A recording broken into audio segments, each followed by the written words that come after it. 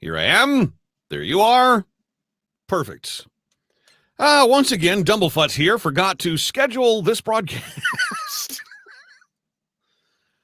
I scheduled the interview that I've got coming up a little later on today. I scheduled the Lowell Green show, so there's that. Forgot to schedule my own show. Well, at least I'm putting others first, right? There is that. Hey, good morning. Hope you're doing okay. A pretty decent day, especially Remembrance Day. So many times, so many Remembrance Days. We've got, the threat of snow. We've got cold temperatures or rain, but it's damp, it's miserable. And you look at, some of our, especially our older veterans out there paying their respects, remembering the sacrifices that they made, friends they lost in this wind, damp, bitter cold. Not today. Sunshine and 8 today. And by the way, if you are in the downtown core and you can attend Remembrance Day ceremonies again, one of the things I always love to do if I'm able to get downtown for Remembrance Day, I typically head up Spark Street, and inevitably, you'll be at a restaurant, pub, and veterans will be there. Just buy a beer, buy a drink, send it to their table. It's a simple little thing. Has this happened to you whenever you've encountered someone in uniform or someone who's served in the military, and you say, thank you so much for your service? And I mean, I cannot be more sincere when I say thank you for your service. That is the ultimate to me, as far as selfless, as far as serving the greater good. I respect it so much. I mean, I worked for people who would say, you have to play this Backstreet Boys song. And I'd be like, but it's not good. Okay, bad example. Most of their stuff's pretty good, I will admit. But, you got to keep playing this lousy CanCon song. Nobody likes it. Why are we play something else? I would fight on that. Not in the military. Walk across that field. There could be mines in there. I'm all in. There you go. Good question from Linda this morning, asking how many people are actually wearing a poppy this morning. I am. And she says, do younger people even know what it represents? She says, 7 people at the Tim Hortons I was at this morning, average age 24, not one poppy. I got my poppy on here today. I don't know, Linda. I don't know. I do know that anytime that the poppy has come up in conversation, people are like, oh, I don't, I'm never out of the house. Now, in this case, they're at Tim Hortons. Doesn't Tim Hortons typically sell poppies? Don't they not sell, but don't they have a, what I'm talking about, the little display, the little, you can buy them? Don't they offer that right at their counter? Also saw something posted on social media a little while ago where there's now the little poppy, again, dispensers, for lack of a better word, and you could actually just like tap your phone and donate either $5, $10, or $20. Linda says she didn't see any on the counter. Guess I'm in a mood today. That's okay, Linda. You know what? Be in that mood. This is a worthwhile conversation.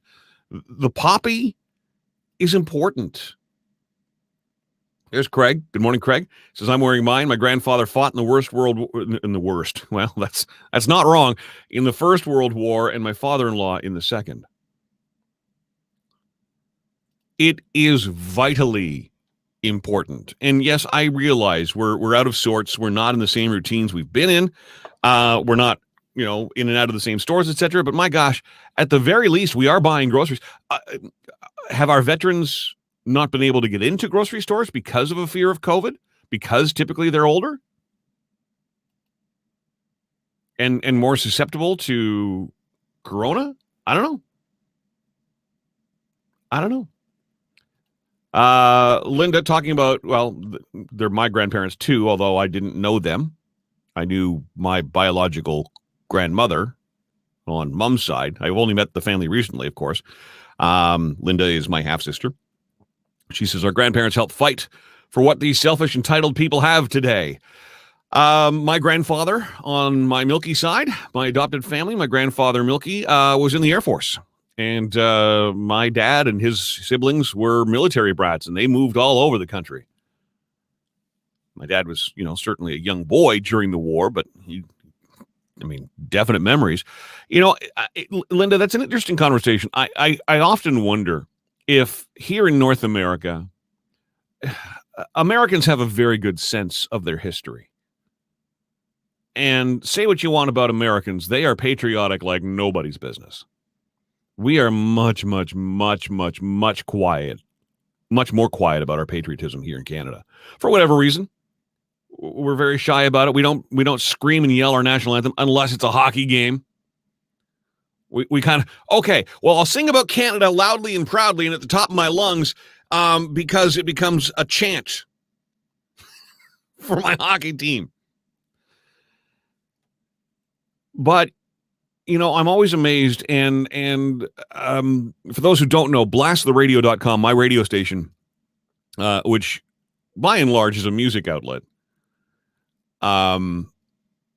You can't stream music to Facebook. You can't stream music to YouTube. You cannot stream music to Twitter, and on and on and on. I'm on a platform called Twitch, which is owned by Amazon, and typically you are not supposed to stream music there either. But I, as a licensed radio station, and I pay royalties on the music we play, etc., I was approached by Twitch, which allows us to they recognize our license. They're okay with the licensing we've got in place. And BTR is the first music station on the planet licensed to stream on Twitch, which I tell you that in order to say this.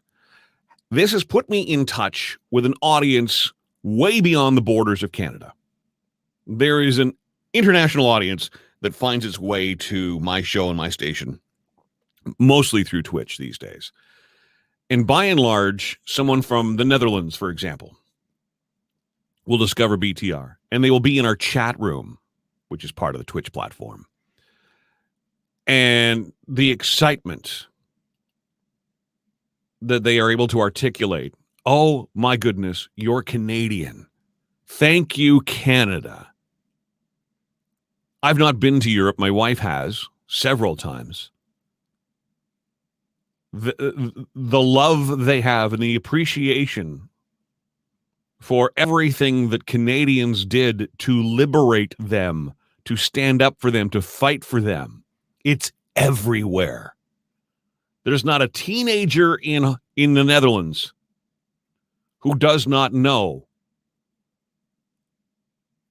about what Canadians did. I mean, how many teenagers would be able to tell you why we even have the Tulip Festival and how that ties into the war? We're not told these stories. We're not taught these stories in school. They are in Europe. And they realize the sacrifices that were made, and they have great appreciation for that. A lot of times I can't help but think that, the attitudes that we see during this pandemic are because just, we're very entitled over here. We've never, again, my dad was a kid. He was a boy, like 5, 6, 7 years old during World War II. He was a military brat. But he doesn't really remember making sacrifices. His mom certainly would. Not being able to wear pantyhose, little things. But there were big things as well. We've never, here in North America, and I can't really speak much for the American experience,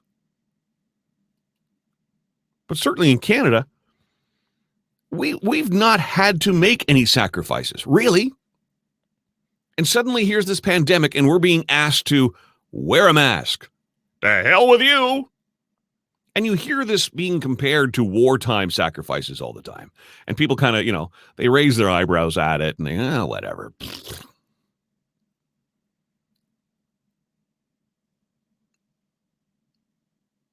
We're so lucky here.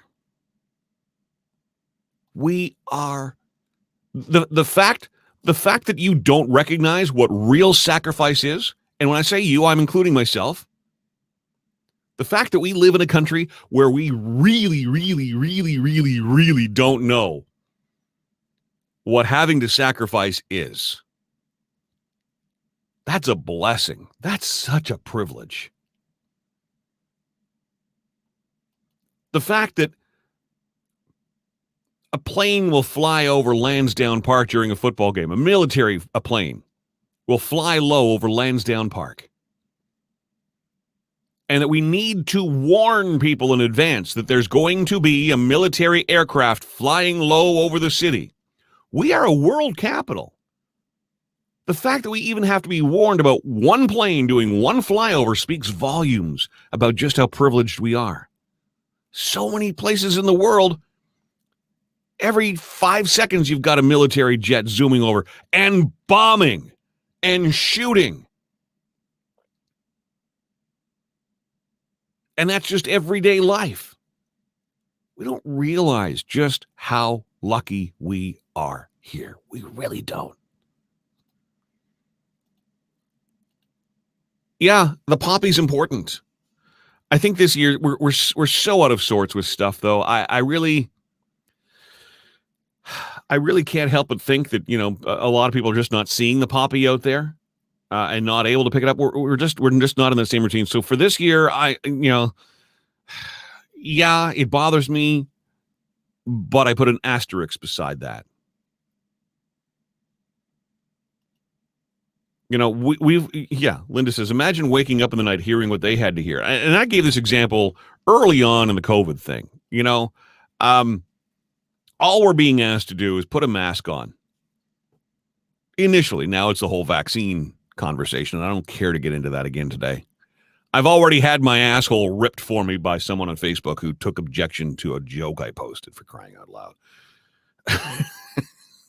That's how my day started. But, like we were asked to wear masks. That's it. Wear a mask. And the pushback, you've got these, no, I'm not wearing a mask. Screw you. And I related it to wartime. And these bombers would be, like flying over London, for example. And people there were, told, once the sun sets, keep your lights off so they cannot see the city. It makes it more difficult for them to bomb us if you turn your lights out. And I mean, I'm not wearing my mask, because that's all we were asked to do. Put a mask on. And the refusal to do that is right on par with that one asshole in London who'd be like, you can't tell me what to do. I'm leaving my lights on, thank you. I need to be able to see at night.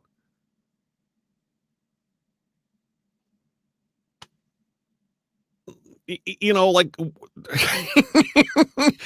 not that I believe for a second that anybody wasn't on board with it, right? Which is why the whole thing is silly. People did what they had to do for the greater good. Anyway, it's Remembrance Day. Yes, by the way, greeting someone on Facebook with Happy Remembrance Day? No.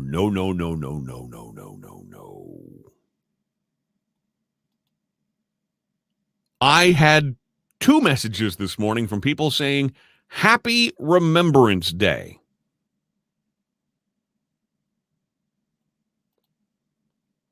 Not a lot happy about it, other than the fact that it got us to the place we're in, and we do have freedoms that many people sacrifice their lives for.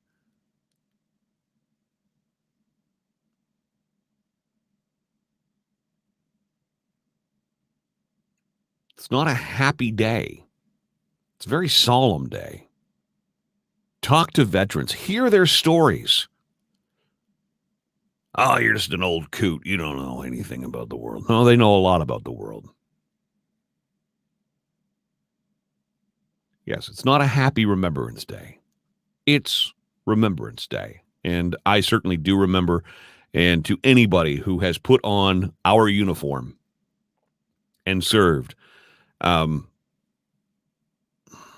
it sounds trite. You search for a better term, something more meaningful, something that really truly expresses your gratitude. But thank you so much. I see that many others who are participating in this conversation this morning,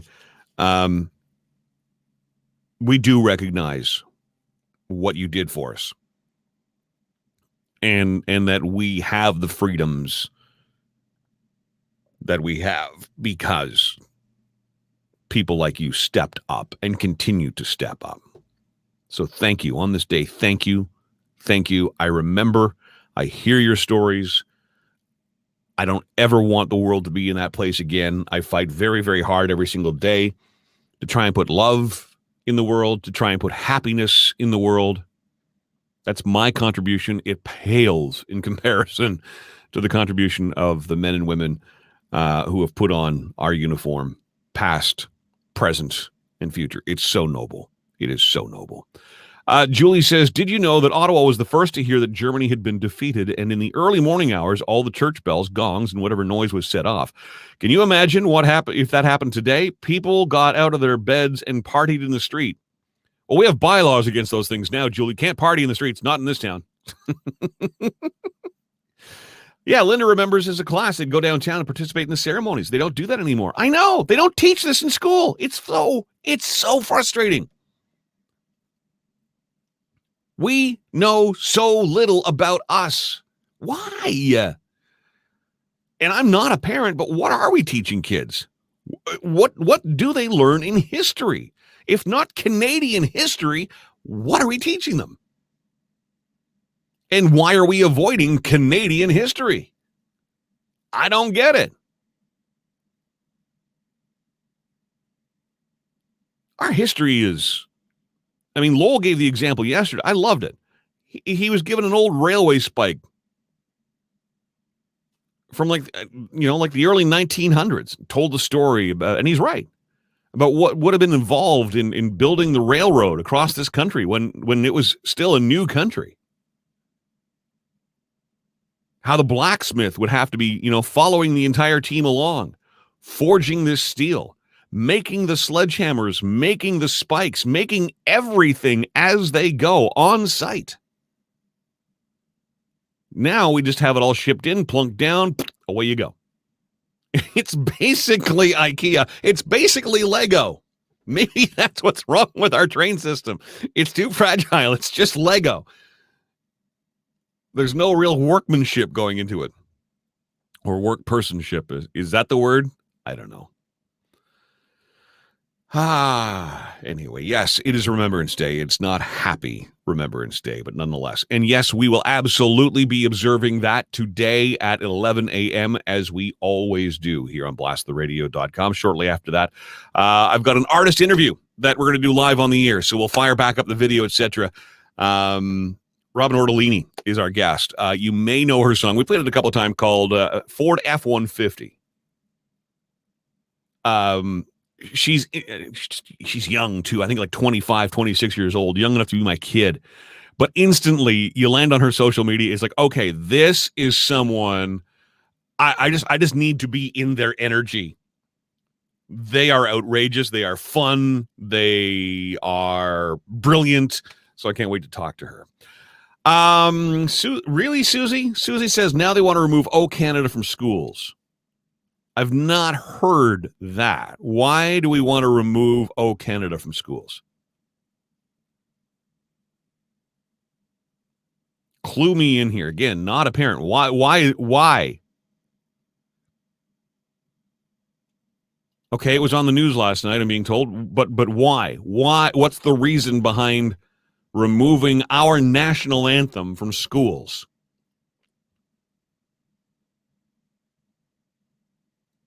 And I don't even want to know what the reasoning is before I say this. Fuck no.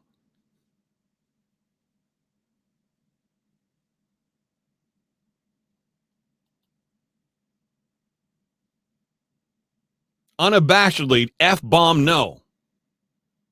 What's wrong with us?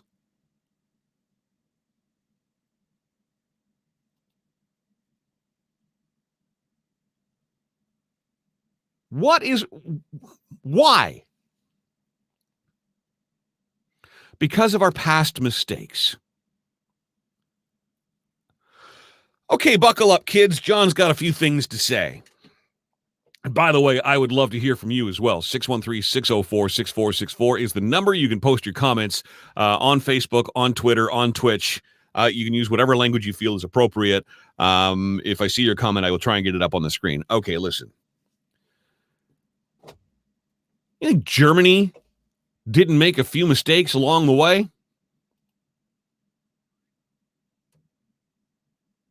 Pretty ugly history in Germany. It's not, and by the way, Milky, my last name, is of German heritage. Now, that said, my great-grandparents had immigrated to Canada, so their son, born here, my grandfather, was a Canadian fighting against Germany.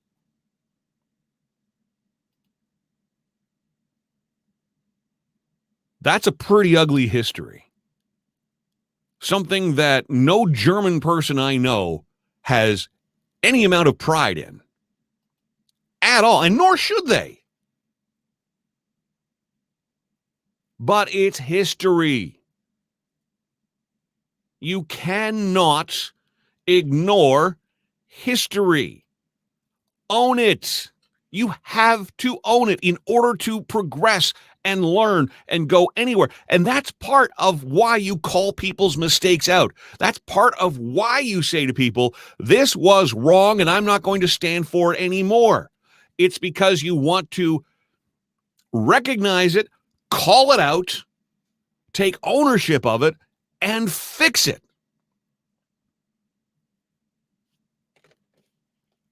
I have made, and listen, I hope you see yourself in this description. I have made a ton of disgusting mistakes in my life, things I am not proud of, things that have caused immense hurt.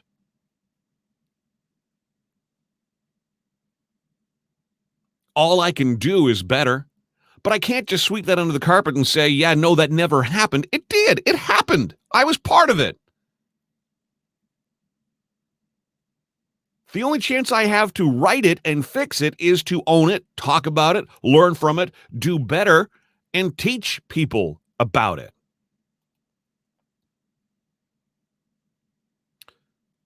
Yeah, Sir John A. Macdonald, far from perfect.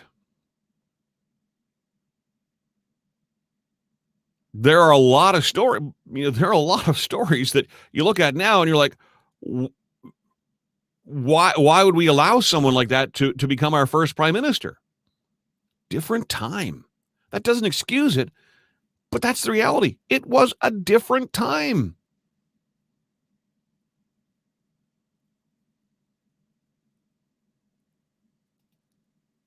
You can't.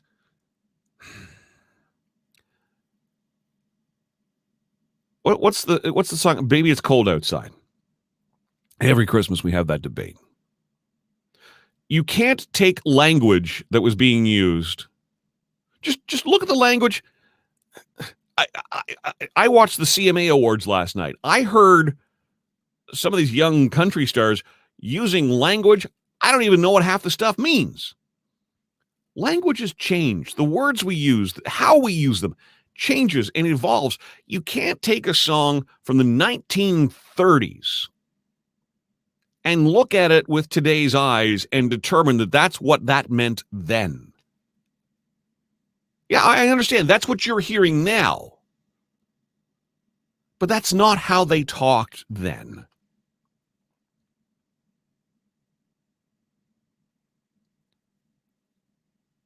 we are not perfect. Of course we're not perfect. Not by any stretch of the imagination. But you don't become perfect by just taking liquid paper and crossing out everything in a history book that doesn't sit well with me, so therefore that didn't happen. We need to teach this so that, that's how you learn. This happened. This is part of us. Here's how we progressed. Here's where we are now. This is called history. 613-604-6464. Who's on the phone? Good morning. It's Julie. Of course it's Julie. Good morning. Got you riled up again, did I? Well, I saw the article last night on Ottawa Catholic School Board looking to ban Old Canada from their morning routine, and I'm like, I'm going back to my blanket fort because the world's gone crazy. Yeah, and you got room in there for me? Yeah, come on in. I got lots of Pink Whitney. We'll have a good time. Because, hear me out. So when I read the article and I went into the article, it said that someone had brought up this motion to one of their board meetings, and then Indigenous leaders and the university professors say, this is ridiculous because it doesn't offend me, the old Canada. The reason why I'm calling is I truly believe, so Germany, what they do, they don't hide from their past. No, they don't. Teach it. Yep. They teach it to their students and what they did, and so that they don't make that mistake again. So we really shouldn't hide from our past. We need to start teaching it. We need to start teaching it in schools and teaching it why it's wrong, so that generation doesn't go off and do the same thing, 20, 30, 40 years from now. You're exactly right. You're exactly right. I mean, you can't, how do you, if you pretend to ignore things that actually happened and then they repeat themselves, well, why did they repeat themselves? Because you didn't teach it, because you chose to not let people learn from these mistakes. Germany's a great example. Like I said earlier, there's not a German I know who is proud of that history. No, but they own it. Learn from it. But they own it. Yeah. And you know what's fascinating to me, Julie? Okay, you're on Twitch. Find a radio station. They come out of Berlin. I love this radio station. I don't speak German. I don't know what they're saying, but I just love watching their whole studio and the way it functions. So the people running Jam FM, that's the name of the radio station, Jam FM out of Berlin. And by the way, you love dance music. You're Jules the dancer, after all. They play great dance music. A lot of what you're hearing on my boogie break is inspired by the stuff I'm hearing in their studio. But all this to say, they stream on Twitch a little differently than I do. The music goes off when they're streaming, so you only are privy to what's going on in their studio. But when you think of Germany and you think of what Hitler tried to do, he tried to sterilize that country. He wanted it blue-eyed, blonde, white-skinned, and Christian. That's all he wanted for Germany. Blacks, Jews, none of that. Thank you very much. That was what they were trying to accomplish. Correct? We agree? Okay. Yeah. I look at Jam FM now. I see Middle Eastern looking people. I see people of obviously, black descent. It is absolutely amazing to see the different colors of the skin of the people that are in this studio in Germany. And I sit there and I look at it and I go, see, that is a country that learned from its mistakes and is trying to do better and is obviously better.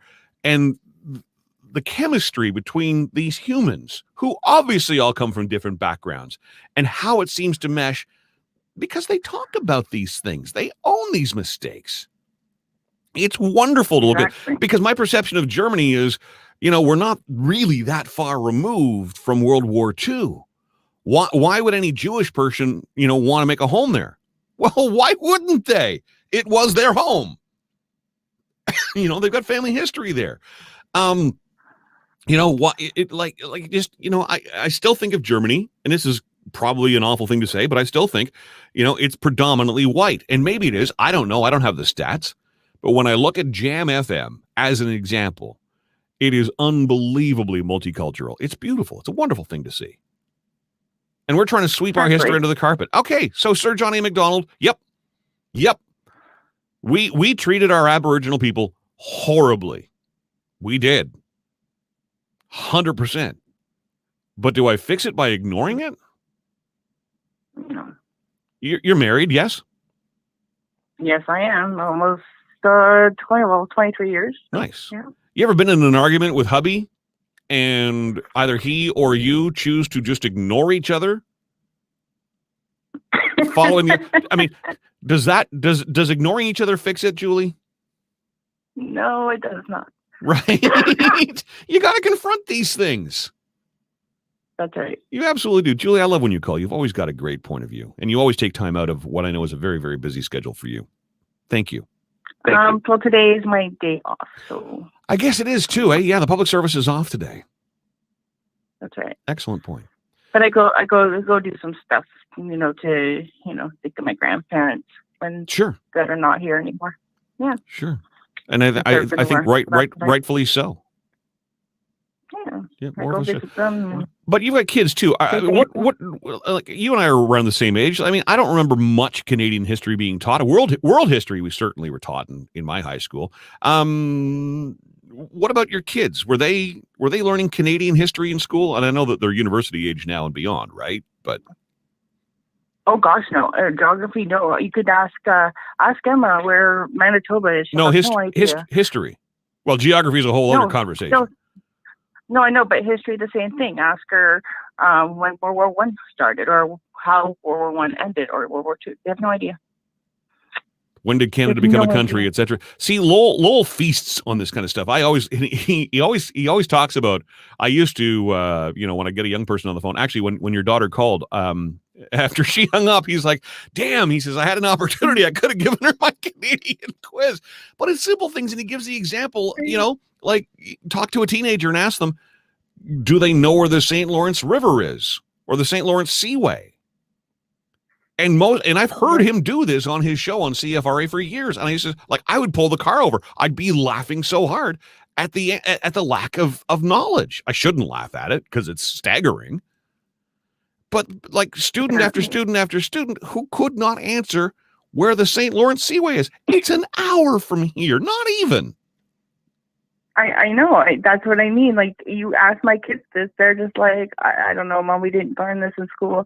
Like, I asked her one time, I'm like, do you know what the Governor General does? She's like, what's the Governor General? Oh my gosh. They taught them nothing in school. And in high school, we were taught. But I was taught more about Canadians, what they did in the war, in my American history class than I was in the Canadian history class. Go figure. Yeah, and listen, I own it. I was not a good student. I remember more about the kids that got in trouble for wearing Sex Pistols t-shirts with Mr. Bacon's history class than I remember Mr. Bacon's history lessons, frankly.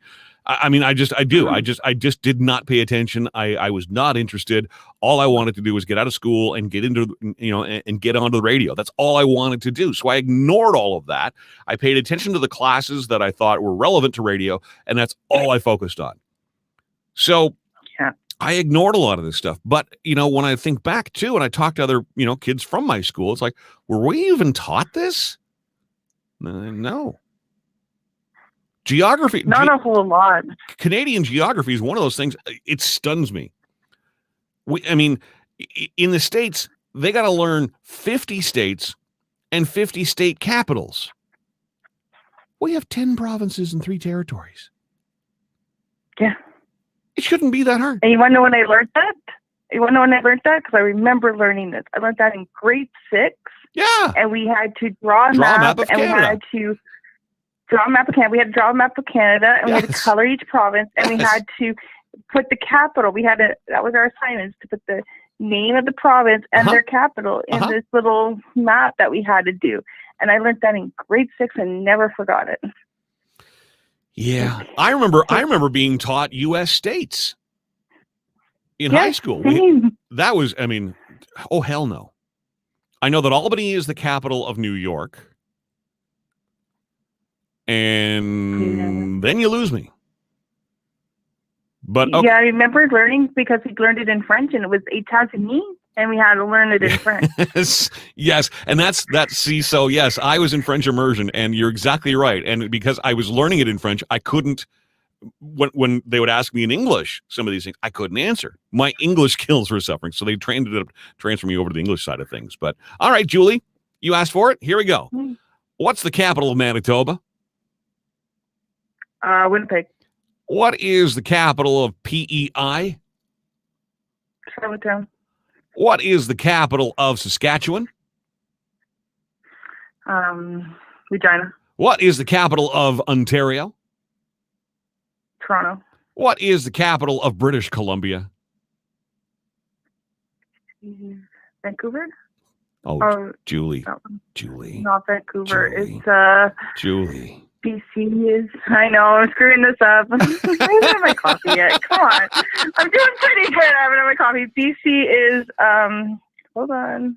Victoria? There you go. I'm going to let Vancouver. I knew it started with a V. I'm going to let you off the hook.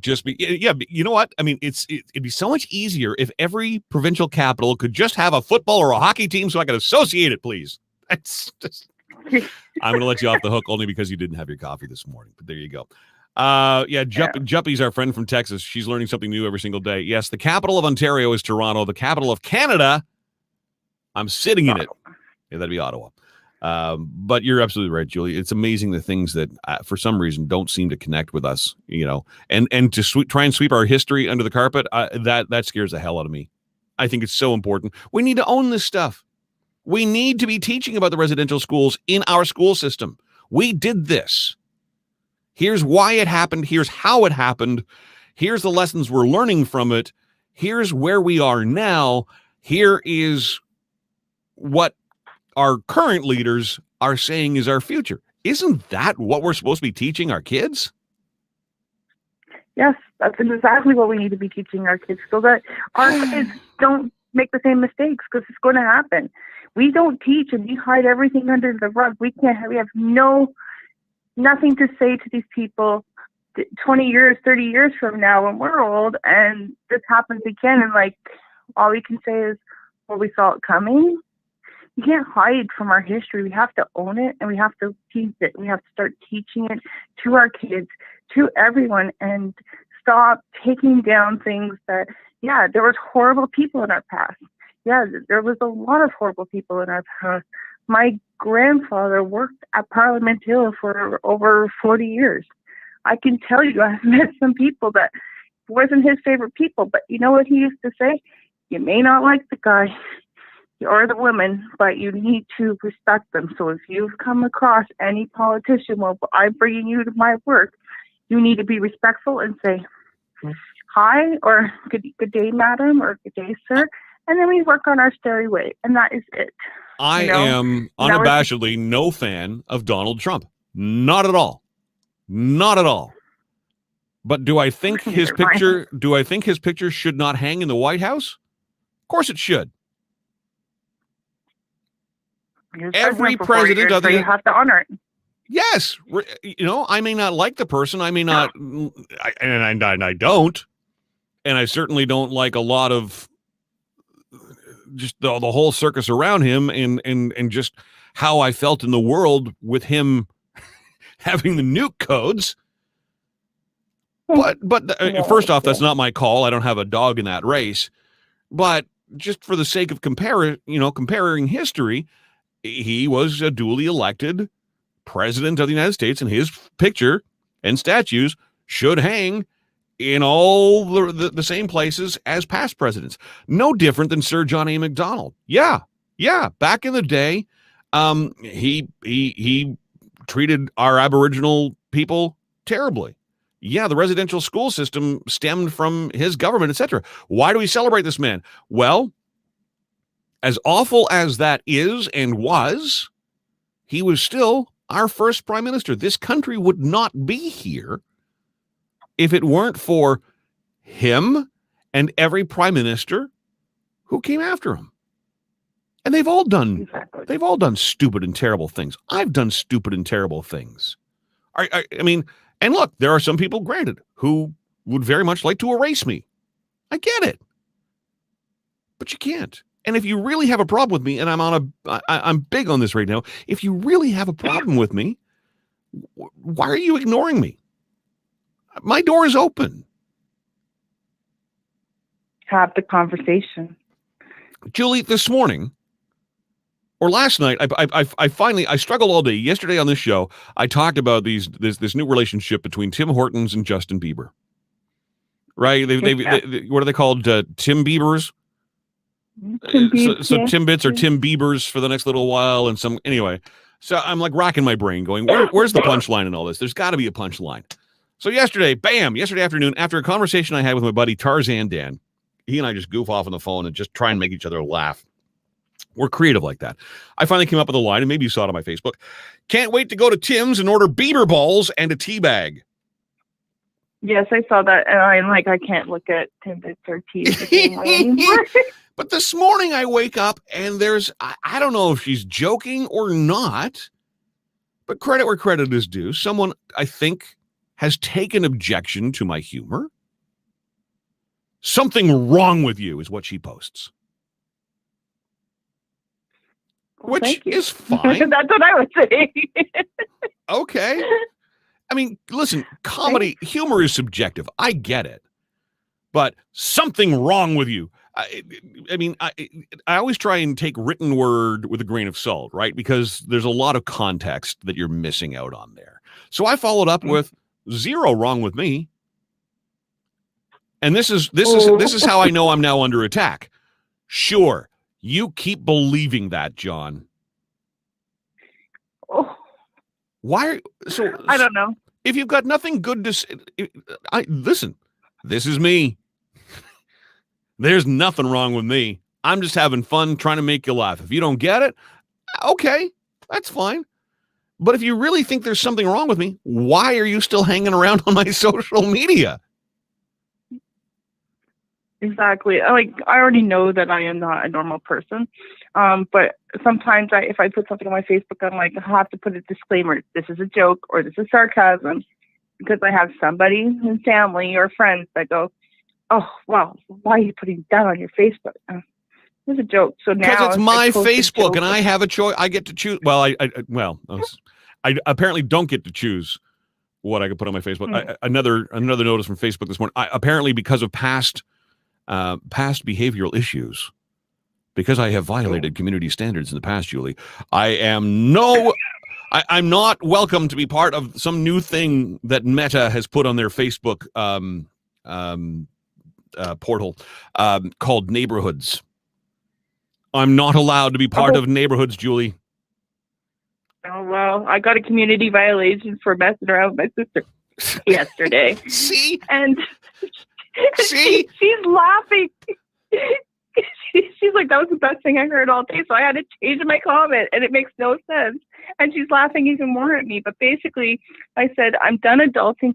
I'm going to go hide in my blanket for today with my bottle of wine. And she goes, okay, well, I'm going to steal that wine. And I'm like, steal my wine. I'm going to hit you with a cane and run you over with my chair. I know! And they violated me for that.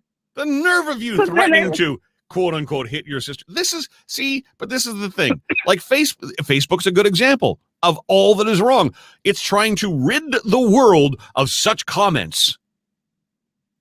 Exactly. So then I changed it and said, it's wrong. I said, keep it up and I will get my cane and my wheelchair to show you a dance you've never seen before. It's called the hit and run. And I didn't get violated for that. I got violated on Facebook last week. I as you know, my position with the Lowell Green Show, I facilitate, the airing of his show. I produce it. He's brought me on as a co-host, which blows my mind and still makes me laugh. Like I'm a numbskull. What am I on that show for? But it works. For some reason it works. But anyway, all this to say, I posted a comment, as I typically do when things are wrapping up on the show. I always post a thank you message to those who participated in the conversation of the day. And so I think it was Thursday, I said, or Friday, I said, thank you all for your comments today. It's really great to see so many standing up and wanting to pay attention to what is going on in Canada. 2 days later, I have violated community standards for thanking people for participating in a conversation about my country.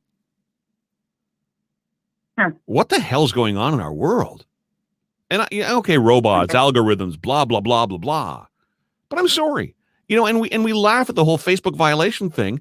What Facebook fails to realize, you're affecting someone's livelihood. You have created this thing and this environment. This is how people function in their day, by and large. It's a big, big, big part of how we communicate.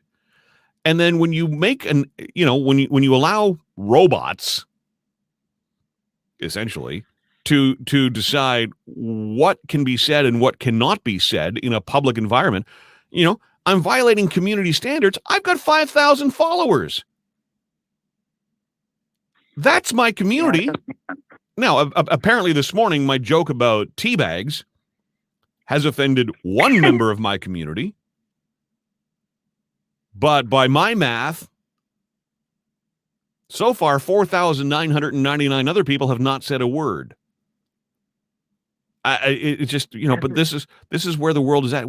Everybody's just trying to sanitize everything. It's Karen, with apologies to my friends named Karen. Mm-hmm. Enough.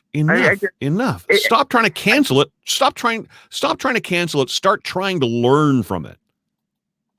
Exactly. Or just build a blanket for it, bring the line, and we'll all be fine.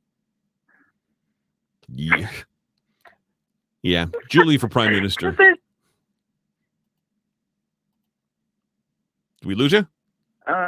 Yeah, I know I'm still there. Sorry. Yeah, no, it's just, that's the thing, right? The reception in your blanket fort is iffy at times, Julie, just so you know. I know. But that's where I will be most of the day, is hiding in my blanket fort. No one knows the password yet, so it's all good. Because the world has just gone insane. It has. And, I think people need to really back off of social media. People need to stop being offended of, somebody, I stubbed my toe, son of a gun. Oh, I'm offended that you used son of a gun. Well, Jesus, you can't do anything. Oh, you just said Jesus, Julie. Here they come. You use the word Jesus. You can't say that. And I'm going to be in my blanket fort. So I'll be listening to music. I'll just be in my blanket. Whatever happened to the adage, if you have nothing good to say, then say nothing. Exactly. My whole career has been based on ratings. Ratings is how I make my living. Now, I'm in a different world now, doing this on my own, but it still comes down to, if I didn't have anybody listening, I would have a product here that is very unsellable, right? I wouldn't have people buying into what I do. But luckily, I do. I got great sponsors who buy into what we do here on BTR. But all this to say, I live in a world of numbers and ratings. If you really are offended by a joke I post about Justin Bieber balls and tea bags, and I understand that there are people who will be put off by that. I'm not stupid. But that's my humor, that's my comedy, and that's the kind of thing that I believe my audience will appreciate and laugh at. And by and large, that's the reaction I got. But if you don't believe that and you really want to affect change, delete me from your Facebook, and I will see the numbers drop and drop and drop and drop and drop. And believe me, I will change my sense of humor accordingly. But to come at me and try and tell me that what I'm saying is wrong, hell no. No, we need to stop. I don't do anything. Yep, we need to stop being so judgy. I don't know where this comes from, but I'm done with it. I'm done with people telling me how I'm supposed to, what I'm supposed to say, how I'm supposed to behave, how I'm supposed to look, blah, blah, blah. And you've heard me go on and on and on about my side door neighbor. I'm so done with that. Come at me one more time, dude. I swear you are not going to like what you hear from my backyard going forward. And I just know. Exactly. I just know I'm going to put my Christmas lights up on my deck in my yard, and I know I'm going to hear some smart ass comment from them about lights. God help them. It's your property. You do what you want. You are your own person. You do what you want. Yup. And no one should judge you. You want to have a conversation or a debate? I'm up for that. But at the end of the day, I'll just say, I don't agree with you. So we'll agree to disagree, but I'm still your friend. I'm still your, we don't go, well, I hate your guts and da-da-da-da-da because you said this. And no. But That's Julie, not the people I associate with, and I don't want that anymore. You've been part of this radio program of mine for some time now. You've seen it happen. You've seen people who take objection to one or two things that happen. And look, in any community, there's going to be politics and there's going to be disagreements. But these people who just go, nope, bye, and just go running away. How do we advance any cause? How do we get better in anything if we just walk away from stuff? And this is kind of what we're talking about when it comes to Sir John A., et cetera, et cetera, et cetera. How do we get better if we just walk away from these things? Stop walking away. Have a conversation with me. This phone is on the entire time that I'm in the studio. Have a conversation with me. I invite you to it.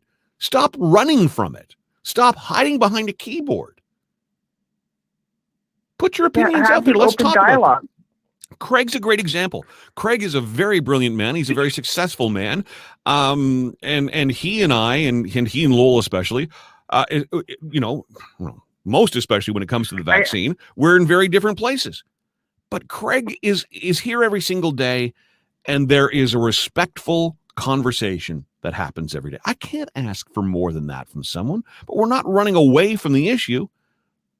We're at least having a respectful conversation, looking out for each other, and I think we've got a mutual hope that, when all is said and done, we end up in a better damn place. Exactly. And that's where we want to be. People, like I said, get away from your keyboards, pick up the old phone. If we need to teach people how to make calls again, we can do that. I mean, we can do an educational video on how to dial a phone number and actually talk to people. People are afraid to do that, though, Julie. I know. I mean, ask my kids. I'm like, you can, I said, you can call this person and say, I'm running 5 minutes late. Oh, no, I'll just text them. I'm like, don't be scared. It's a phone. It doesn't bite. The person on the other end is not going to bite you through the phone. You can have a conversation with it, and it just drives me crazy. What you just said, that's what's so ironic about it. We call it a phone. We never use the phone as a phone. Why are we even calling it it should be a text machine. Like the last thing anybody wants, oh my God, my phone's ringing. I don't want, like we do. The phone rings and we run from it. Like, oh God, talk to someone. Nope, I'm going to let it go to voicemail. God forbid. Why? Where does this come from? What are we so afraid of? Offending someone, I guess. I don't know, but you know how easy it is to end a conversation when you're on a phone and hang up? Like good old days. Remember, like when you got mad at your friend, you would slam down the phone? Mm-hmm. Maybe we bring back phones that we can slam down. That's how we got angry at our friends. There we go. I don't know. That summarizes this hour right there. That's what the world needs, damn it. We need phones. We've lost that outlet for our aggression and our anger. You're absolutely right, Julie. Damn it, I'm on a campaign now to bring back the slammable phone. Right? And you want to know how well that works when they try to call you back. You know how easy it was. You just put the receiver off the and they got the busy signal. That's it. You know what? If one of your kids were to call a number and get the busy signal, would they even know what that sound is? I think so, but then they would look at me like, it's making a weird noise. I'm like, yeah, it's busy. Because when we call the doctor's office, I make them do it now. And you're normally busy 10 times out of 10 times. And they get this weird, like, nah, nah, nah. And I'm like, yeah. Right? It's busy. Like and everything, there's no more busy signals now. It just goes right to voicemail. Exactly. I think that sound, that which, I mean, remember trying to win radio contests back in our high school days? Oh my gosh, yes. And on a rotary phone? on a rotary phone. Oh my God, that would be impossible. I don't know how people did it. Trying to be caller 9 then, I got to run to the kitchen. I got to hope that my brother or sister or mom or dad are not on the phone. Take the phone off the hook. Then I need to find this round thing. And at least I didn't even have to do the area code then. 7 brrr, 5 brrr, 0 brrr, and then the other 4 digits, right? And then boop, boop, boop, boop. Shit, hang it up. Try it all over again. If you got through as caller 9, man, that was a legit win. Now people sit there and they've got like 5 or 6 cell phones. They've got their Skype going. They're dialing in through Zoom. Like nothing, no big deal. I have a fun thing before I leave with you. So how do you answer a phone, Milky? What would you do with your hands if you were trying to say I'm making a phone call? What would you do? Well, the thumb to the ear, and pinky to my mouth, like an old phone receiver. Okay, ask anyone under the age of 20 to do that. Do you know what they do? They pretend they're holding a cell phone. Do they really? I've not seen that. Yes, ask them. Ask anyone under. I've did it to my nieces, my nephews. They all do the same. They're like, oh, here. So no. they're holding a cell phone, and then what? Do they mouth the words, I'm on the phone? Yeah, that's exactly what they do. Oh, I've not seen that. That's funny, though. So if you want to have fun with people, anyone, I think under the age of 20, because my daughter does it too. My son, not so much. My son is 23, and he does it the other way, but my daughter will do it, and then all my nieces and nephews do it too. You know what? And it's hilarious. Now that you say it, like I'm notorious. Like Sue was off yesterday, and I come bounding up the stairs. I'm just off the air, doing the show. So I'm wired up, and I want to. Oh, Sue's home. I can tell her about this, and I can tell her about that, and this happened, and I'm like, come bounding up the stairs. It's compounded by the fact that the dog's there, and she's excited. Woohoo! John's coming. Woohoo! And there's Sue at the top of the stairs, and I'm like, oh my God, did you hear this? Did you hear that? Then and she's like trying to tell me something. I'm like, what? She's got the little earbuds in. I can't see them. Right. And she's like, what she's trying to say is I'm on the phone. And yeah, she doesn't do the thumb to the ear, finger to the mouth, or like pretend to hold them into her ear. She's mouthing like phone. I'm like, what? Yeah. You want to get naked? What? Is that what? No. There was an F word there. Oh, phone. Oh, yeah, no. You're right. It's funny, but it's funny, though, how we have these phones, and the last thing we want to do with them is actually use them as phones. Crazy. Exactly. Crazy. All right, girl, listen, I wish you an amazing day. It's of course, a somber day. I know you'll be hanging with us at 11 o'clock and certainly, paying your respects, as we all should. Julie, Mm-hmm. I wish more people would do what you do. You are so willing to pick up the phone and have these conversations, and I really appreciate you for that. Thank you so much. Well, thank you, and thank you for having this little show that I can kind of dial in when I'm not in a meeting. Yeah, I think I'm getting some good feedback on it, and I really appreciate that from people. So thank you, because I'm not a talk show host, but I recognize that going forward, there's not a whole lot of opportunity for me to. I mean, I can sit here playing music till the end of time, but I think the real opportunity, just the way social media works and the way that I need to harness it, I need to step into this new. Ironically, if we just talked about nobody wants to talk anymore, what am I trying to do? Engage and talk. Yeah. I always have the best business plans, Julie. Okay. Sure. Anyway, I'm glad you appreciate it. I certainly appreciate you, and thanks for being part of it. Perfect. And now, you have yourself no, you hang up. Kind of a good day. No, you hang up. You hang up. No, you hang up. How do we do that? Mom! Do we slam down the phone? Mom, Julie's not hanging up the phone. Yeah, slam the phone down on me, Julie. Go ahead. I'm listening. Slam the phone down. Go for it. I can't. Bloop. Yeah, bloop doesn't have the same. Bloop doesn't have the same effect at all, does it? I'm so angry. Bloop. Why, you son of a bitch. Bloop. I hate everything you stand for and everything you're saying. Bloop. That's gonna be a new thing. I mean, we gotta get that trending or something. Yes, you're right. I should. I need to post more video and see if it goes viral with things like that, because that's so funny. You said this morning, and I disagree with this, and I'm never listening to you again. And back in the day, man, you'd hear that phone, and it would miss the cradle, and it would bounce off the plastic and bounce off the desk, and you'd hear the person going, "Son of a bitch!" And now it's, "I hate everything you said." You bloop. That just made my day. Bloop. Let's make that the new hashtag for anything BTR now. Is just bloop. Okay, well, you guys, Julie, I'm going to bloop you. Yeah, you hang up, Julie, please. I will. Okay. Bye now. I'm starting to think Julie's got a crush on me. She won't hang up the phone. Waiting for it. Where's the bloop? There! There's the bloop. Still to come. We got to check in with Susie, the dating diva. Oh, dear God. I'm afraid to put Susie on.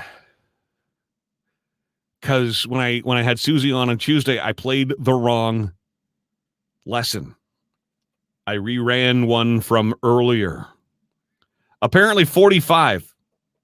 This is our 45th talk, apparently. So, okay. All right, let's check in with Susie, the dating diva. I'm not done yet. I got a couple of other things I want to talk about, too, today.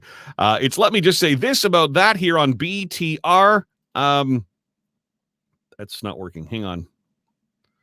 Susie, we'll get to you. It's okay. Bloop. Okay. I need something I can slam down right now. Here we go. I think we got Susie, the dating diva. We're back with our friend Susie, the dating diva. Hi, Susie. Hello, John. So this is episode number 45. I feel like this episode needs a spindle. Because 45 spindle. Yeah. Is that what those are called? The little thing, the little inserts where they're called? No, yeah. No, that's is it a spindle? No, the spindle I think is the thing on the turntable. It's the spindle adapter, I think, is the actual name for that circular thing. I don't know. But I still understood what you were referring to. Thank goodness somebody does. You are Ottawa's foremost dating expert, and you even offer one-on-one coaching. Right off the bat, let's connect people to your website. Go for it. SingleDatingDiva.com. All right. Today you want to talk about love by gratitude. Yes, the importance of gratitude when it comes to love. Okay. So they say have an attitude of gratitude. We hear that all the time, right? Mm-hmm. And it really isn't bad advice, but we don't always feel so grateful, right? Especially when it comes to our dating and love lives. You know, sometimes we don't have seemingly a lot to be grateful for. It's really difficult to be grateful for our experiences, especially when things don't go so well with someone you're dating. What I get my clients to do usually, and that's one of the first things I do with them, is keep a daily gratitude journal. Okay. By remembering how lucky we are and how much we really do have to be grateful for, we can quickly realize that it's not about the bad experiences in our lives. It's about the lessons learned and how it shapes our future. So, in fact, researchers have found that writing down at least 5 things you're grateful for each day actually helps you be happier about your life, because it shifts your focus away from your pity party. And I know, I can tell you that this works, because very early on, as I started working through depression and what was causing it and triggering it, and I still deal with it, but that was one of the first things that my therapist had me do. Didn't call it a gratitude journal, but I kept a log of just really good, positive, fun things that would happen to me every single day. And you start, because it's so easy to dwell on the negative things. And when you start actually at the end of your day reading through 3 or 4 or 5 things that were really awesome, you really start building up a lot of confidence in yourself and not seeing yourself as this demon that you think you are. Exactly. And you start seeing your life as in a different perspective. Yeah. You know, it's so easy to focus on the negative things in your life. We talk about that so often. You're exactly right. You know, and so this helps you kind of refocus. Mm-hmm. It brings love your way. I always say being grateful brings love your way, because the more grateful you are for what you have, the more the universe sends you to be grateful for, including love. In addition to helping you be happy and satisfied as a single, it also helps you see the good in others rather than being critical. Oh, I love that. So you start being more grateful for your experiences, but you're also happier single. When you're happier single, you give off a different vibe.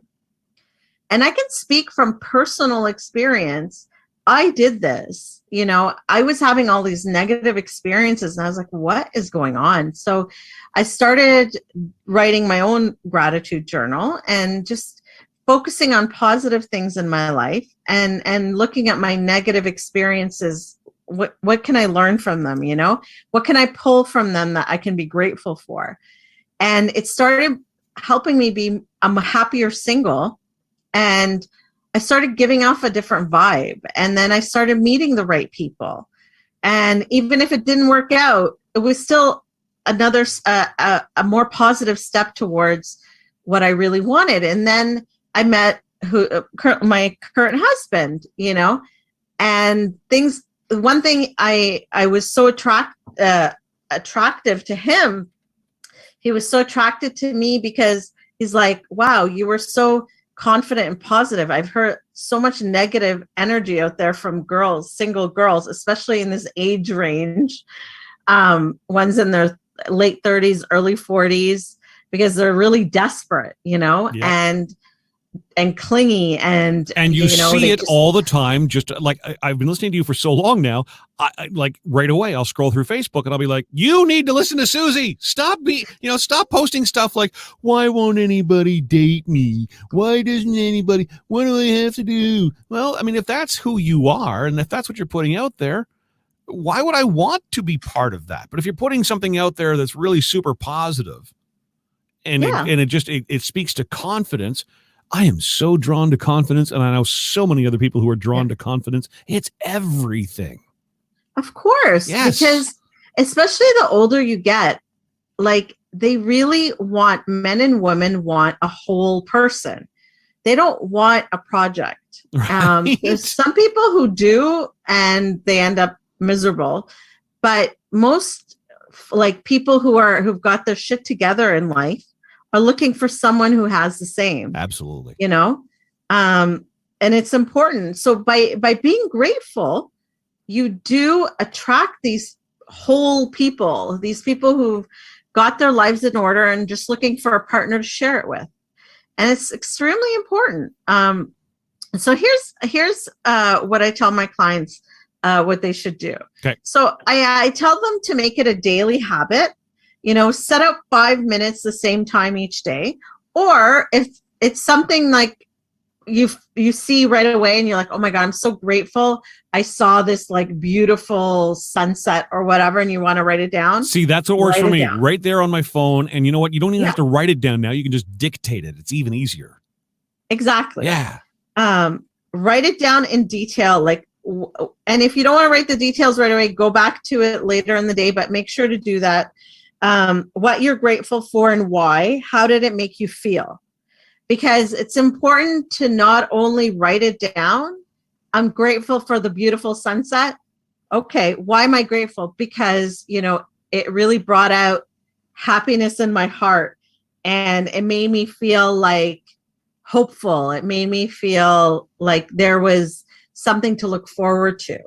It made my day, whatever. Like you put however it made you feel. And also write down a lesson learned and why you're grateful for it. So every day we learn. I don't care who you are, you learn every day. Nobody knows everything. And if you learned a lesson that day, just, I learned not to speak a certain way to my son who put Play-Doh in his iPad. I know. Yeah, Apple Care doesn't cover that. No, it doesn't. Nope. You learn. Don't give Play-Doh and iPad at the same time to your toddler. So here's one of the first ones I ever wrote down. I was actually at an airport. I was on my way somewhere. And, in an airport, you've got literally thousands of people around. And this couple, Asian, who didn't speak any English, came over to me. Of the thousands of people in the airport, they came to me. There was something that I was putting out into the world that made them say, that guy right there. And what they just wanted to borrow a phone to notify somebody that, of something, flight was late or whatever else. And we communicated. I believe they were Chinese. I don't speak Chinese. They didn't speak English, but we figured it out. They used the phone for about 3 minutes, and they walked away, and they just had these big smiles on their faces, like, thank you, thank you, thank you. And right away, I grabbed my phone and I put that in. For whatever reason, like old me would have been angry. Like, well, why are you picking on me? There's thousands of people you gotta pick. Why are you picking on me? I chose instead to write it down. One of the first entries I put in my gratitude journal. For some reason, I exude the type of energy that means I was someone that they were comfortable enough to talk to. Isn't that great?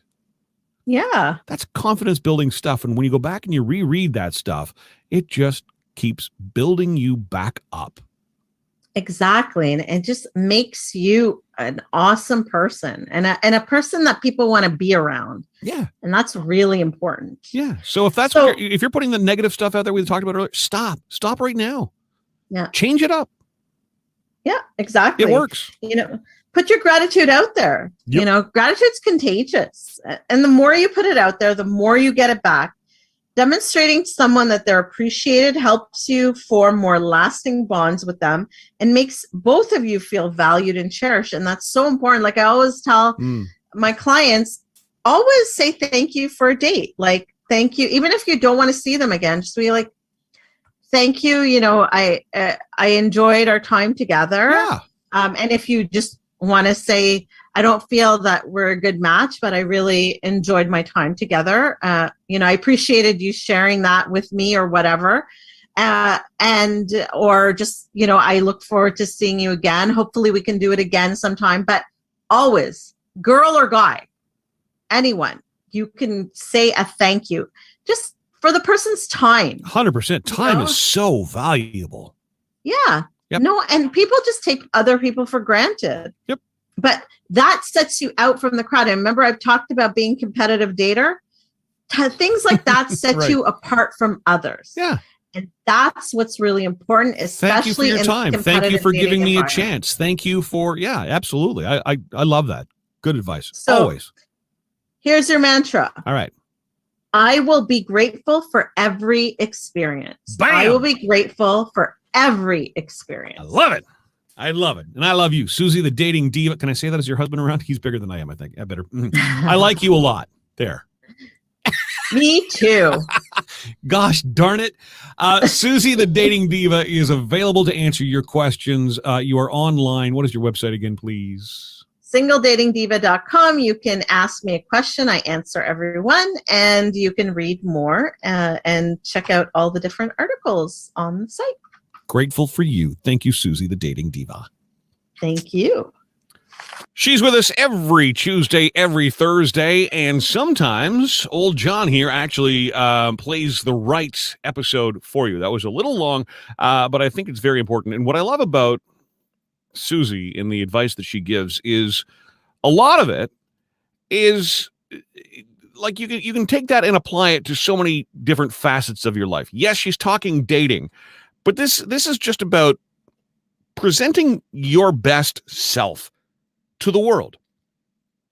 And some great comments as we were talking to Susie there, people loving the idea of a gratitude journal. I'm telling you, I did that just when I was first dealing with depression and trying to sort it all out.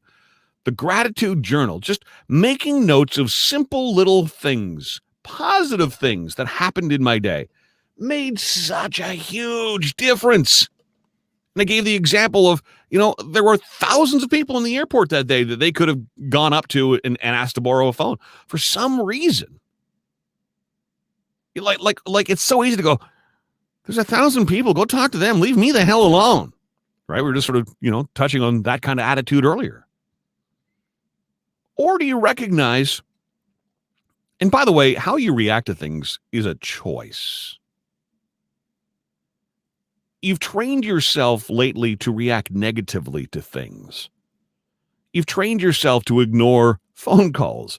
You've trained yourself to be in a parking lot and be angry at someone. This is a choice you've made. As I was trying to make myself better and get better and beginning to work on myself, the choice I made, instead of, why could you not go to somebody else with this? Why do you have to pick on me? I chose instead to look at that and go, what's the lesson here? What's the realization? Oh, they could have gone to 1,000 people, but they came to me. There's something about me that is disarming enough, authentic enough, charming enough. That's pretty cool. Another entry in my journal happened on that same day on the actual flight. And I remember, clear as day, there was a little boy.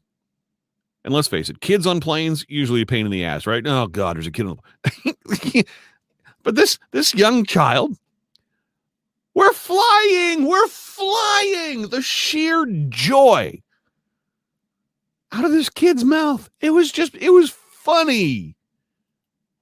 Grab the phone.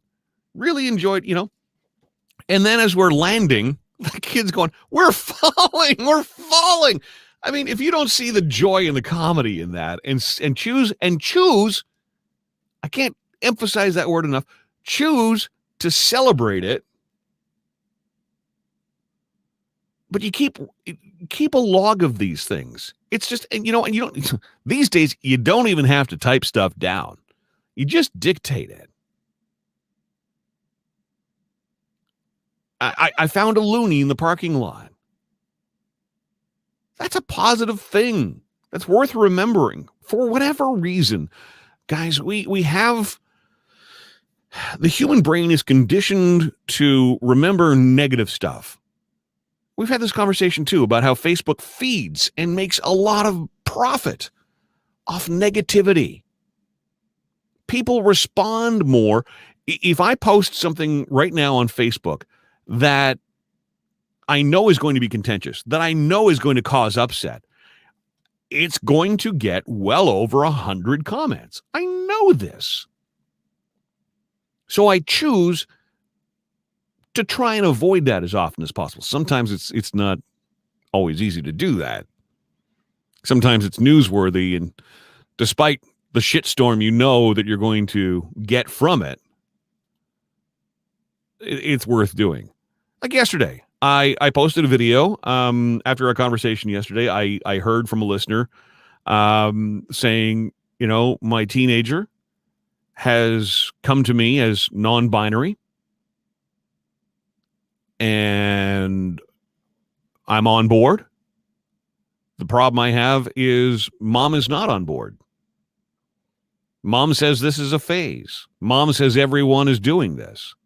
So I put that video out there. It's a lovely story of a loving parent living in the real world with their child, whom they love unconditionally, obviously, and is now in a conflict with the other parent. It's a story of love. And it didn't get a huge response. The response it got was very, very thoughtful answers. And thank you. But yeah, if I put, other than posting, it's my birthday, generally speaking, when you put good things out there, you don't get the same response. So it comes down to choices. But for your own mental health, your own mental well-being, whether you want to apply it to, if dating and finding love, if that's the current you project, then start building yourself up with things like that journal. If your current project is landing that next job and advancing your career, start keeping a journal for that purpose. That's the you project. But start building things around you that are going to build you up and give you that confidence to be your best you. They're simple little things, and we're all guilty of, I will get on board with that. I will do it every day. Day after day after day after day after day. And then a couple of days go by and I haven't updated the journal, and all of a sudden it's a year and whatever else. And, I get that. Anyway, some positive stuff last night on the CMA Awards. Don't know if you had a chance to tune that in. First off, just how drunk was Luke Bryan? Wow. Right from the get-go, it's like he had that posture and that look on his face, that when we've all come home from the bar a little later than we should, and our spouse is there waiting for us, or a partner, or mom or dad are there waiting for us, and it's like, hang on, I got this. I can pretend to not be drunk, and so you put that smile on. It's like, I'm fine. I don't know what you're talking about. I can fake it. I can fake this, no problem. That sort of struck me right off the bat. Luke Bryan is just sort of like, oh, I'm not hammered. If I just smile and if I just sort of lean to one side, nobody will suspect anything until he started talking. It's like, wow, dude. And then a little later on in the broadcast, he's like, because of course they're in Nashville, he's like, I own a bar just down the road. I'm like, I bet you do. My takeaways last night, Chris Stapleton. I mean, could we just, it got to a point, could we just hand all the awards to Chris Stapleton? Like, seriously. Dude's amazing. And it just got to a point where he didn't even know who to thank anymore with the awards, but well deserved. Jennifer Hudson last night was, holy moly. How is that humanly possible to be able to sing like that? And it just comes out of her. How? It was mind-blowing. She's gorgeous. She's stunning on stage. You can't take your eyes off of her. And you sure as hell can't take your ears off of her. And there's Chris Stapleton, just as effortlessly, in his own little way, keeping right up with. I thought that performance last night, one of the best I've seen. I had tears. It was absolutely amazing. Chrissy really liked Keith Urban's performance last night. Yeah, but Chrissy, I get the sense from you that Keith Urban could stand up there and just go poo, poo, poo, poo, poo, poo, or bloop, bloop, bloop, bloop, bloop, and you'd love that too. Am I right? There you go. Although that said, he did nail it. He absolutely did. So Eric Church, Entertainer of the Year last night, Single of the Year, starting over, Chris Stapleton. Album of the Year, Chris Stapleton, starting over. Song of the Year, starting over, Chris Stapleton. Female Vocalist of the Year, not Chris Stapleton. Carly Pearce, who I wasn't really familiar with until last night. Real interesting character with a real amazing story there. Carly Pearce, someone worth looking into if you're not familiar with her. Male Vocalist of the Year, Chris Stapleton. Vocal Group of the Year, Old Dominion, who did perform last night as well, which kind of gives you a taste of why they would win an award like that. Up against Lady A, who are all about the vocals. Little Big Town, all about the vocals. Midland, Zach Brown Band. Zach Brown Band put on a great show last night, too. Love the fact that they rolled out a doc to perform with. Vocal Duo of the Year, Brothers Osborne. They've got a great story, too. One of the brothers, listen, in the world of country music, we talk about how difficult it is for our rainbow community members to be their best selves.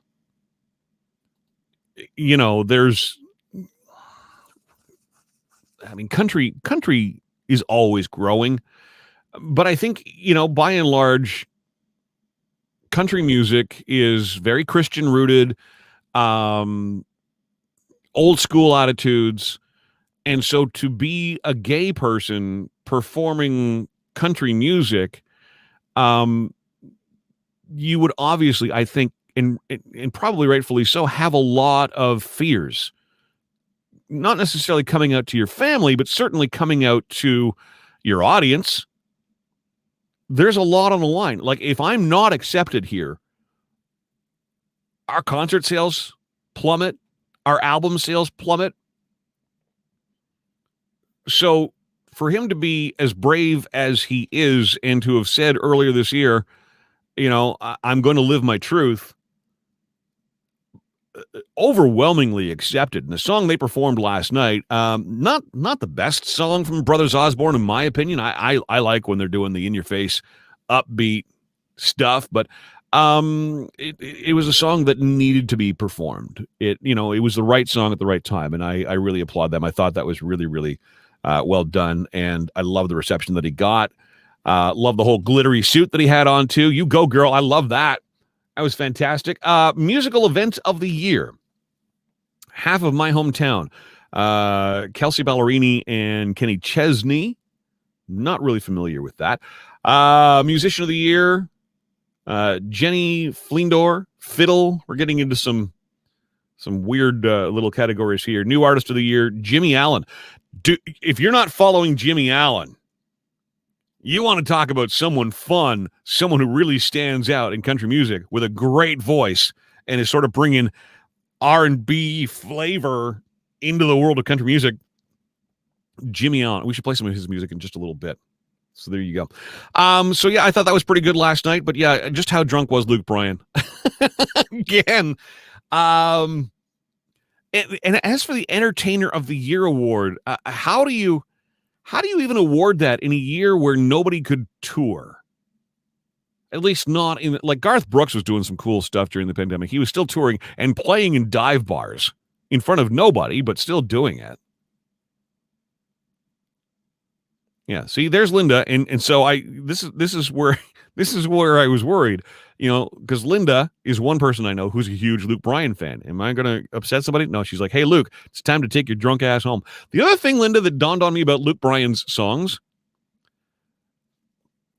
let's fast forward 20, 25 years from now.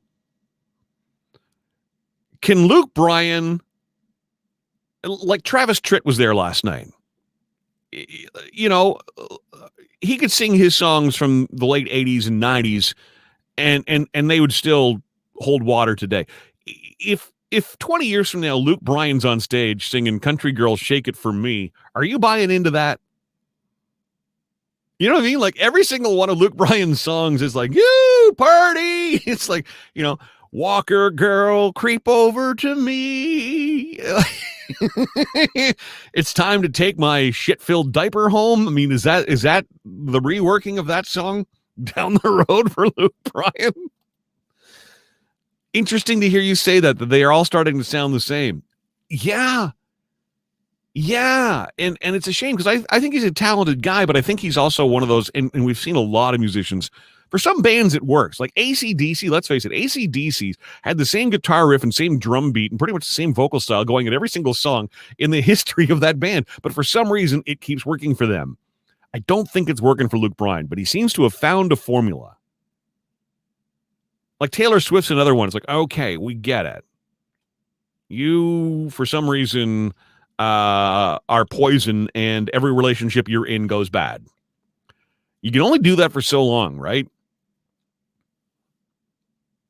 But yeah, I mean, do Luke Bryan's songs hold water 20, 25 years from now? I don't know.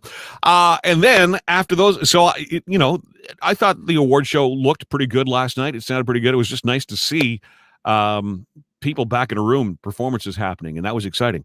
But then, of course, I'm a fan of Avril Lavigne, and she released her brand new song yesterday called Bite Me, which they have been teasing like crazy on her social media. Oh, like every second thing on Facebook has been Avril Lavigne's new song, November 10th, called Bite Me. Bite me, bite me, bite me, bite me. I was on the air yesterday going, where is this new song? Where is it? Where is it? Of course, while I'm on my lunch break, there's the new song. I can't play it until just after Lowell Green, so I had to hold on to it till 2:30. Love the song. Love the song. Classic Avril. But in the lead up to the release of the song, and I'm sorry, Avril, I love you. I do. I think you're phenomenal. But in the lead up to this, all of the teasing was this video of her, performing the song, and you get a little 2-second, 3-second clip of it. Some of them went on 15. Awesome. Then the teases start happening that not only is she releasing the song on November 10th, but she is going to be on James Corden that night. Fantastic! All right, so I've made it through the award show. Now, I've just got to stay awake for James Corden. Who, listen, I don't mind. I mean, I could take him or leave him. It's a good show. Seems like a good guy. Oh, wait. Stephen Colbert's on first. Oh, okay. And I love Stephen Colbert. I do. But it's like, okay, this night is starting to get, it's really starting to push my bedtime limits here. All right, fine. Stephen Colbert enjoyed his monologue. Okay, great. Da-da-da-da-da. And I'm drifting off, man. I'm drifting off. I'm falling asleep. I'm like, I am not going to make it to James Corden. I am not going to see Avril. Then I'm like, duh. Why don't I just PVR this and I'll watch it tomorrow? God, I'm stupid. Why don't I PVR things instead of trying to, duh, go to PVR it? Oh, yeah, right. I canceled that feature. I have Tech Savvy for my internet and they're my TV provider as well. So I actually get my TV through my Amazon Fire Stick. I decided I wasn't using the PVR feature, so why pay the, whatever it is, $5-10 a month for it? So I canceled that. Go to PVR last night. This function not available. Damn it. Damn it. Okay, fine. Maybe I can watch, maybe it'll be on YouTube in the morning.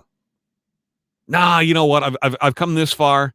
Okay, Colbert is almost over. I can do this.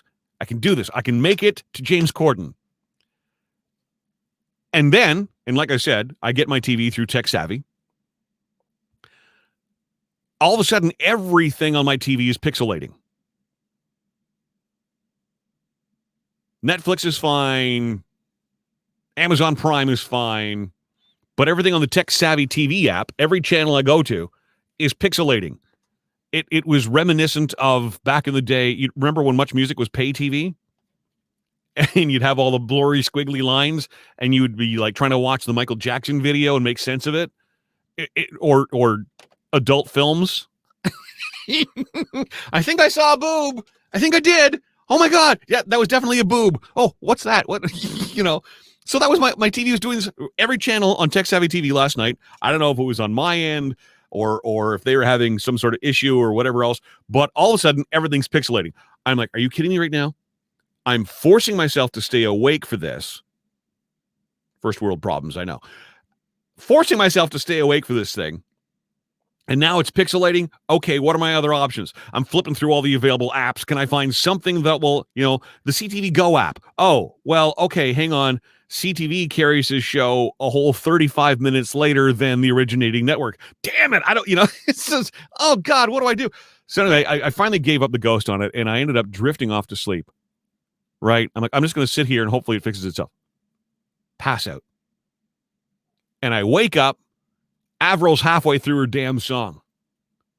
I'm like, are you kidding me right now? I stayed up specifically to watch this thing that has been hyped on my social media for the better part of 10 days for an artist who I profess to love. Oh! Okay, well, at least I can back it up. All right, so I start, and for whatever reason, I don't have the PVR function, but I can back up certain programs.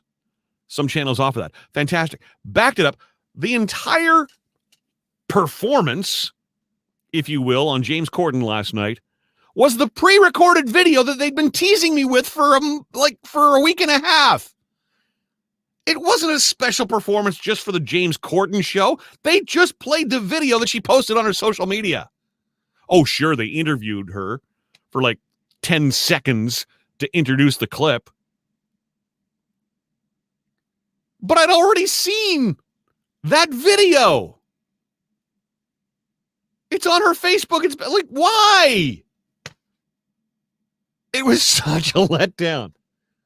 And even more of a letdown, Avril. Again, I preface this by saying, I love you, girl. You're Canadian. I'm proud of you and all your success. I happen to like your music. I love your attitude. Girl, that was the worst lip-syncing job I've ever seen in my life. I'm not going to pull any punches. I'm sorry, I'm not. You pre-recorded this video.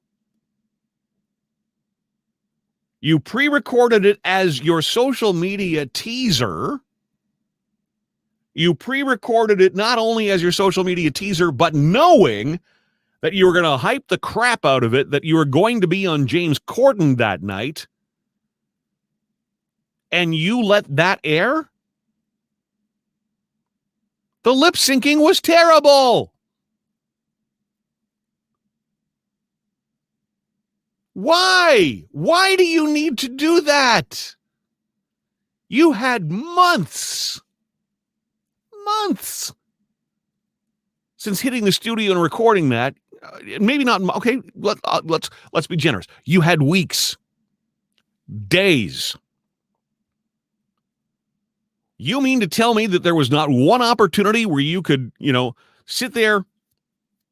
I mean, every band I know, garage band in town, farts around in their basement, the garage. They're all shooting video of their performances. Do you honestly mean to tell me, with all the money that is behind you, you couldn't have cameras rolling and actual audio plugged in and do, I don't know, 5 takes of you actually performing the song and air the best take?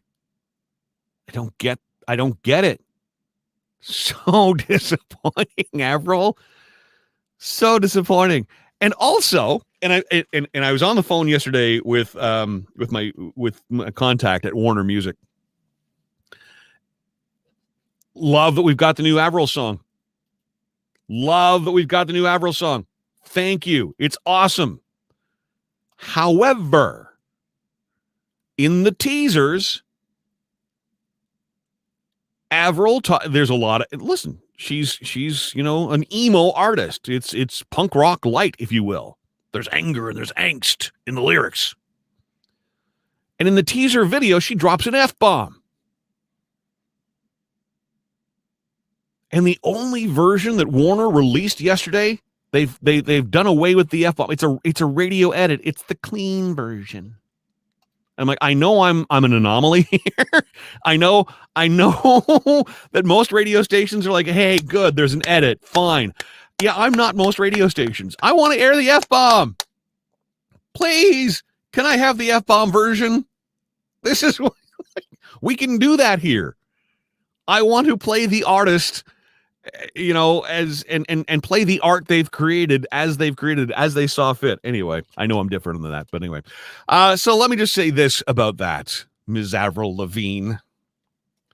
Suppose that blows any chance of me actually having an interview with Avril down the road.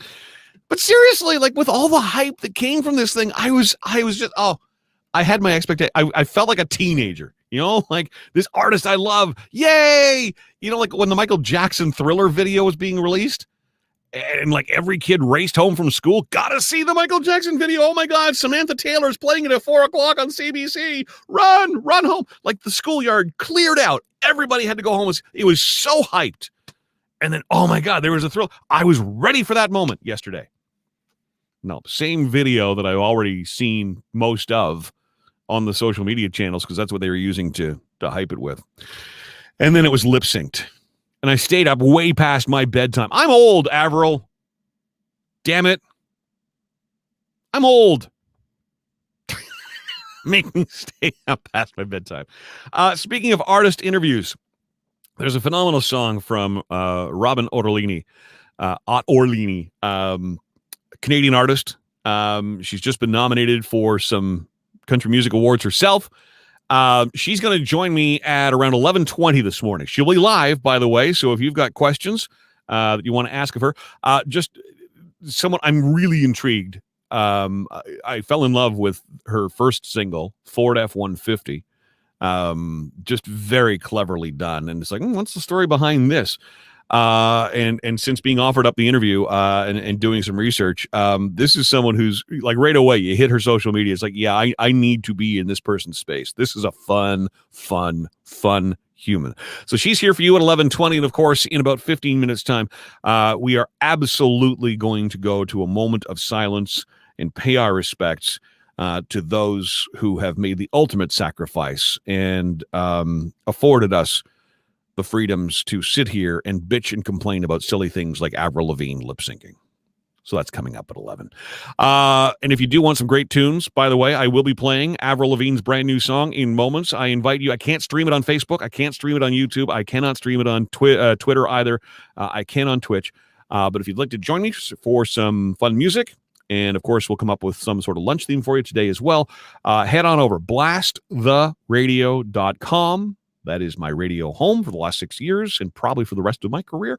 There's the Blast the Radio app you can listen to as well. Ask your smart speaker to play Blast the Radio, or find us on twitch.tv/Blast the Radio.